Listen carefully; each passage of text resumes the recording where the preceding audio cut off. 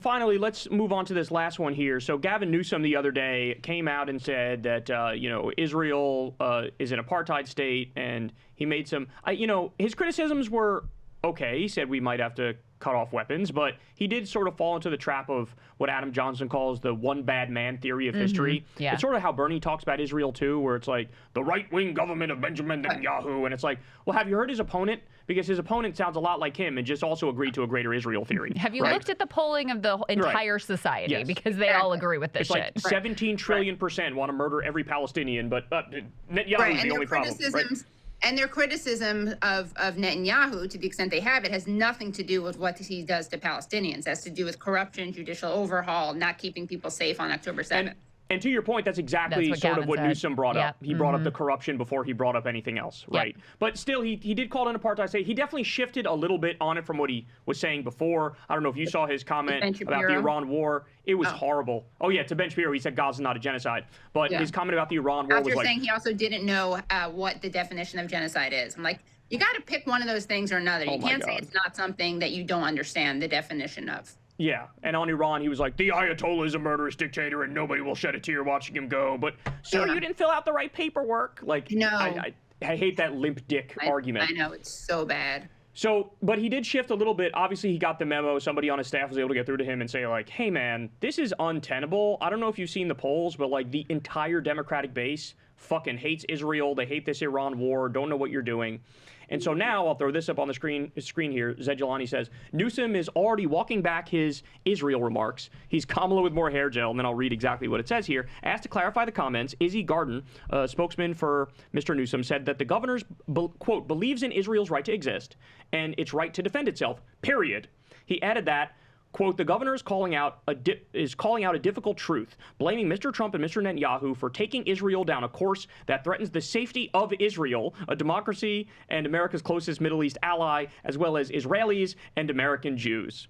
So, a little bit of pushback from the, like the Zionist lobby and the pro-Israel types, immediately folds like a cheap lawn chair and gives this like fucking horrific statement. So I've been afraid that a lot of the corporate Democrats are going to learn our language and be able to like pantomime being us. And then we get a right-wing Democrat who ends up winning the primary in 2028. But looking at this, maybe I'm wrong. Maybe they actually don't have the ability to actually fully shift and use the language that we use and get in touch with the base. So I don't know. I'm curious what you guys think of that.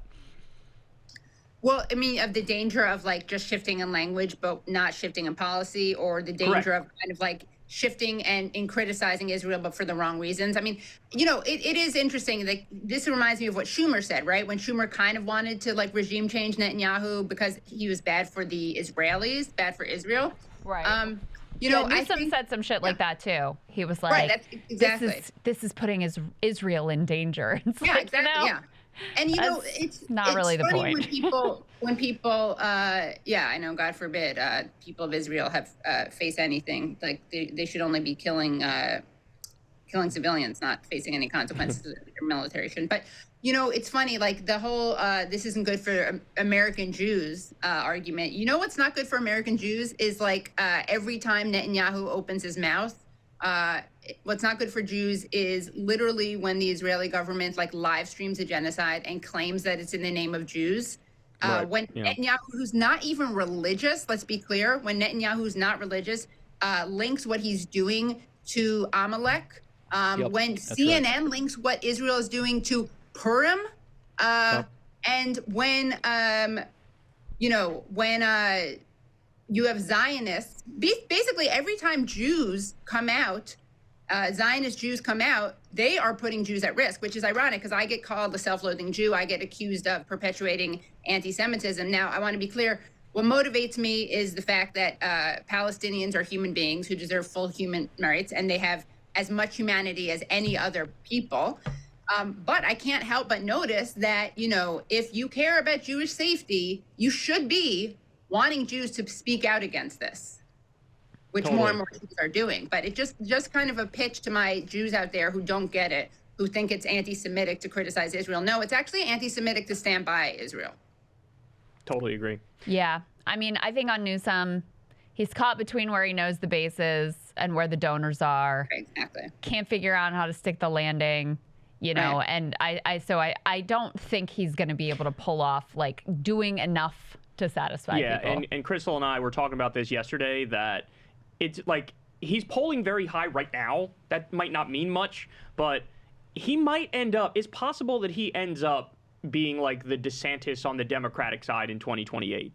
And my worst call ever was thinking DeSantis had a good chance to win the Republican primary when Trump was facing all the legal problems. Yeah. I even thought partially Trump would be taken off the field with the legal problems. Like he would actually be going to fucking prison. But of course, Merrick Garland sucks donkey cheeks. You thought and maybe we lived in a functional society. Yeah, exactly. Apparently we don't live in a functional society. But like he might end up being the DeSantis this time around. And I'm curious to see how that plays out. Because part of me thinks he will end up like the Democrats' DeSantis. The other part of me thinks he might be able to mimic it enough where people think, oh, he's the best fighter of all of them. And he's the most anti-Trump. And he'll stand up to Israel. And then he would win. So let's hope that part doesn't happen.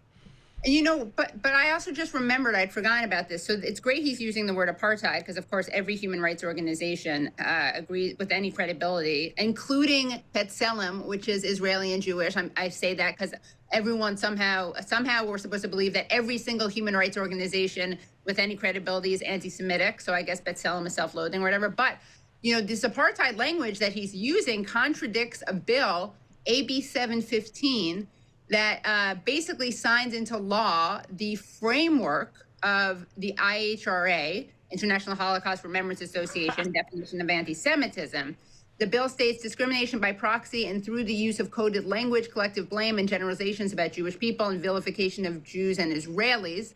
So he's an anti-Semite by his own bill. That's what you're saying. Exactly, right, exactly, yeah. Nice, love that. And it that's says hilarious. that there's also a section, by the way, that declares teacher instruction shall be factually accurate and align with the adopted curriculum and standards as described in paragraph 3 and be consistent with accepted standards of professional responsibility rather than advocacy, personal opinion, bias, or partisanship. So this is very dangerous and opens a very big door. But yeah, exactly. He's contradicting his own censorious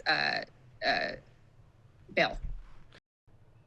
Hey guys, I highly recommend you check out the full episode, only available on Substack. You can sign up below. If you sign up for free, you can get the audio version delivered right to your email inbox as soon as that drops. You can also sign up and pay $5 a month to get the full video version a day early. So check that out below.